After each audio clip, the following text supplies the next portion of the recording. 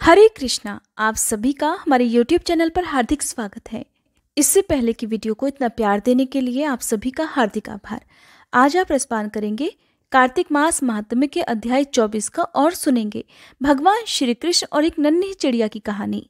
इंसान तो इंसान, नन्हे नन्हे बेजुबान जीव जंतु भी किस तरह से कान्हा जी पर विश्वास करते हैं, अगर आप ये जानना चाहते हो तो आज कार्तिक मास महात्म्य के बाद की इस कहानी को जरूर सुनिएगा।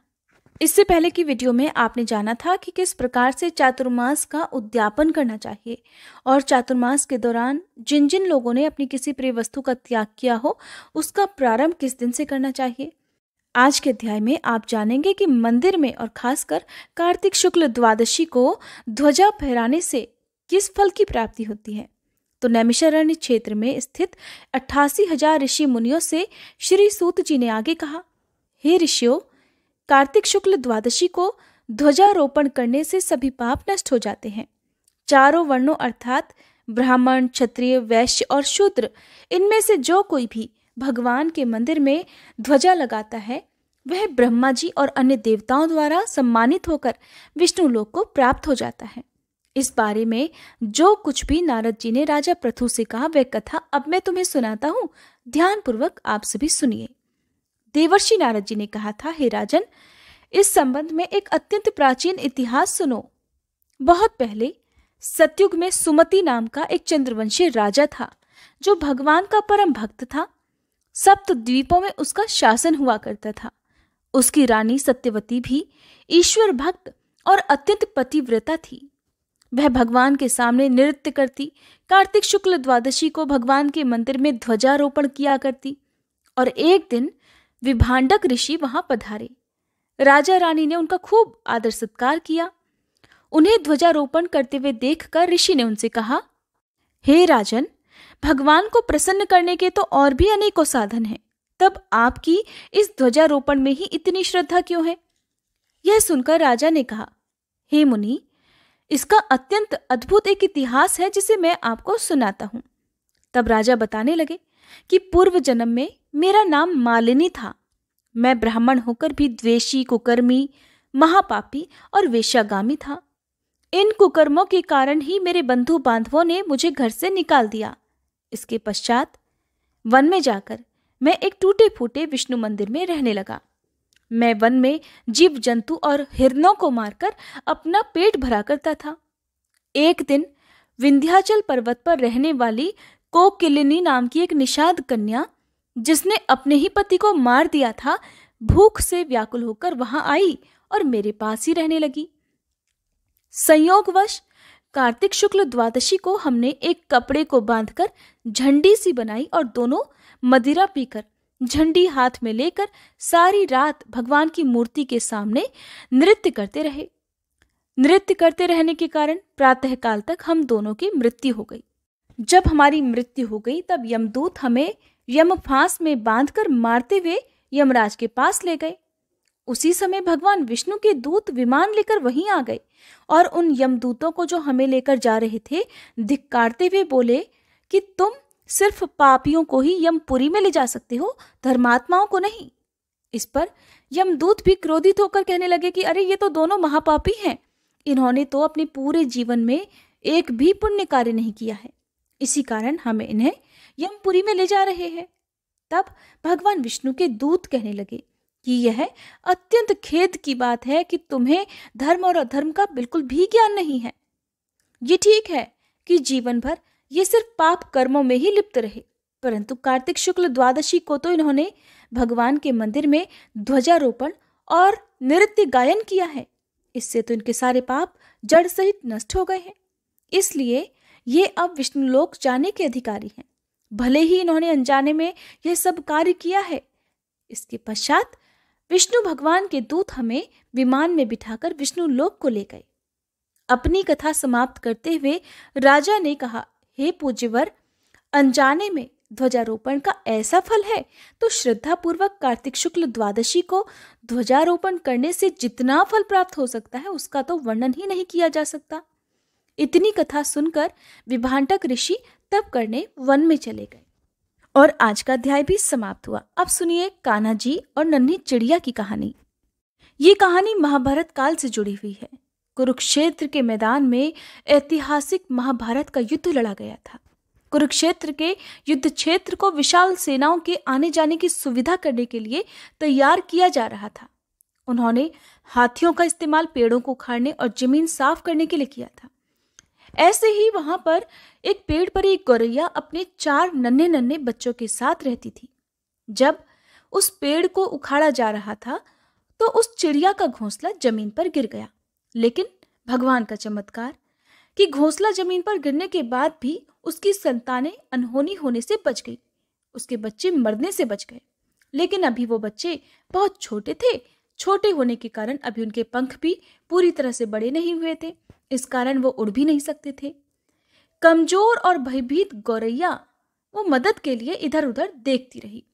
तभी उसने भगवान कृष्ण को अर्जुन के साथ वहां आते हुए देखा। दरअसल भगवान कृष्ण और अर्जुन युद्ध से पहले मैदान की जांच करने और युद्ध की शुरुआत करने से पहले जीतने की रणनीति तैयार करने के लिए वहां गए थे।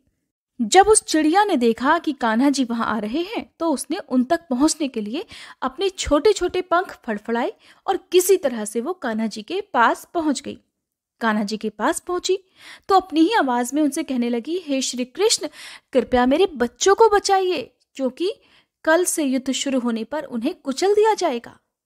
सर्वव्यापी भगवान उस नन्ही चिड़िया से बोले कि मैं तुम्हारी बात सुन रहा हूं, लेकिन मैं क्या करूं? मैं तो प्रकृति के कानून में हस्तक्षेप नहीं कर सकता।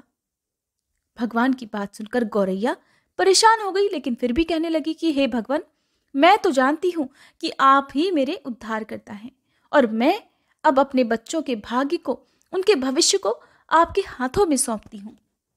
और अब हे प्रभु, ये सब कुछ आपके ऊपर है। आप चाहें उन्हें मार दें या उन्हें बचा लें। अब काल चक्र पर तो किसी का बस है नहीं। श्री कृष्ण ने तो एक साधारण व्यक्ति की तरह ही उस चिड़िया से बात की थी, जिसका अर्थ तो ये था कि वहां उस विशाल युद्ध के मैदान में ऐसा कुछ भी नहीं था कि जिसके बारे में वो कुछ भी कर सकते थे। परंतु गौरैया ने पूरे विश्वास और श्रद्धा के साथ एक बार फिर से भगवान से कहा, प्रभु, आप कैसे और क्या करते हैं वो मैं नहीं जान सकती। आप तो स्वयं काल के नियंता हैं, ये मुझे पता है। मैं सारी स्थिति और परिस्थिति और अपने को परिवार सहित आपको समर्पित करती हूँ। नन्ही चिड़िया की बात सुनकर अब भगवान बोले कि ठीक है, तुम अभी से अपने घोंसले में 3 सप्ताह के लिए भोजन एकत्रित कर लो। गौरैया ने भगवान की बात सुनी। अब जब ये बातें हो रही थी गौरैया और भगवान के बीच में, तो अर्जुन भी जो भगवान के साथ ही खड़े हुए थे वो इन सारे संवादों से बिल्कुल अनजान थे। उन्हें नहीं पता कि भगवान कृष्ण की और नन्ही चिड़िया की जो उनके आसपास ही मंडरा रही थी, पंख फड़फड़ा रही थी, उनके बीच में क्या बातें हो रही हैं। अर्जुन ने देखा कि एक नन्ही चिड़िया कान्हा जी के चारों ओर घूम रही है और पंख फड़फड़ा रही है। उन्होंने सोचा कि शायद ये बाधा डाल रही है। वो दोनों तो आपसी वार्तालाप करने के लिए उस युद्ध के मैदान में आए थे। अर्जुन ने देखा तो गौरैया को दूर भगाने की कोशिश की। गौरैया ने अपने पंखों को कुछ देर के लिए फुलाया और उसके बाद वापस पंख फड़फड़ाती हुई वो अपने घोंसले में चली गई। 2 दिन के बाद, ठीक 2 दिन के बाद शंख के उद्घोष से ही दुंदुभियां बजने के साथ ही भीषण युद्ध की शुरू होने की घोषणा कर दी गई। भगवान कृष्ण ने अर्जुन से कहा कि हे अर्जुन, जरा अपने धनुष और बाण मुझे दो। अर्जुन ने सुना तो हैरान, क्योंकि भगवान कृष्ण ने तो युद्ध में कोई भी हथियार न उठाने की शपथ ली थी। इसके अलावा अर्जुन का यह भी मानना था कि केवल वो ही, अर्थात अर्जुन ही सबसे अच्छे धनुर्धर हैं। तो अर्जुन ने जब देखा कि भगवान कृष्ण ही उसके धनुष और बाण मांग रहे हैं, तो उसने सोचा कि क्यों ना ये काम मैं ही कर लूं, जिसके लिए भगवान इतना कष्ट करने जा रहे हैं। तब अर्जुन ने श्री कृष्ण से कहा कि मुझे आज्ञा दे भगवान। अर्जुन ने पूरे विश्वास के साथ ये बात कही कि मेरे तीरों के लिए तो कुछ भी अभेद्य नहीं है, मेरा निशाना कभी चूक नहीं सकता। चुपचाप अर्जुन से धनुष लेकर भगवान श्री कृष्ण ने एक हाथी को निशाना बनाया। हाथी को मारने के लिए निशाना बनाया या कुछ और करने के लिए, अब आप जानिए। जब उन्होंने एक हाथी को निशाना बनाया, लेकिन ये क्या हुआ कि हाथी को मारकर नीचे गिराने के बजाय वो जो तीर कान्हा जी ने छोड़ा था वो हाथी के गले में जो घंटी बंधी हुई थी उससे जा टकराया और एक चिंगारी सी उड़ गई। सारे रहस्य और सभी बातों से अनजान अर्जुन ने जब ये देखा तो अपनी हंसी नहीं रोक पाए। सोचने लगे कि भगवान कृष्ण तो एक आसान सा निशाना भी चूक गए। कहने लगे, प्रभु क्या मैं प्रयास करूं?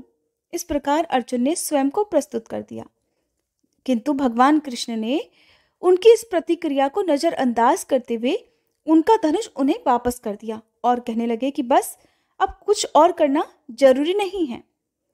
लेकिन अर्जुन ने जब देखा कि भगवान कृष्ण ने तो बिना किसी को मारे और बिना निशाना लगाए ही धनुष और बाण वापस कर दिया, तब उन्होंने पूछा कि हे केशव, फिर आपने हाथी को तीर क्यों मारा जिससे हाथी भी नहीं मरा? तब भगवान कृष्ण ने अर्जुन से कहा, क्योंकि इस हाथी ने उस गौरैया के एकमात्र घोंसले को जो कि इसी पेड़ पर था उसे गिरा दिया था।